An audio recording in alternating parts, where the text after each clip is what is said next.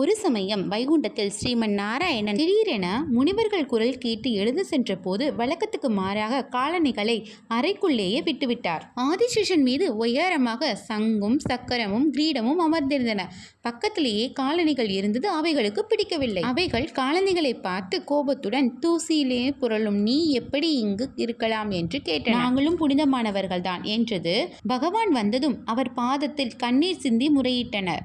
அதற்கு பகவான், உங்களை இழிவுபடுத்தியதற்கான பலனை அனுபவிக்க வேண்டி வரும் என்றார். அதுபோல் ராமாவதாரத்தின் போது ராமரின் சகோதரர்களாக பரதன், சத்ருகன் என்ற பெயரில் சக்கரமும் சங்கும் அவதரிப்பு. அந்த அவதாரத்தில் நான் அரச பதவியை ஏற்று சிம்மாசனத்தில் அமர முடியாத போது சிம்மாசனத்தில் திருமுடியின் மீது காலணிகளாக உங்களை வைத்து 14 வருடங்கள் பூஜிப்பார்கள் என்றார். இதனால்தான் பாதச்சுவடுகள் தாங்கிய சடாரி மகுடத்தை கோவிலில் நம் தலையில் வைக்கின்றனர். சடாரியை தலையில் வைக்கும் போது நான் என்ற ஆணவம் அழியும்.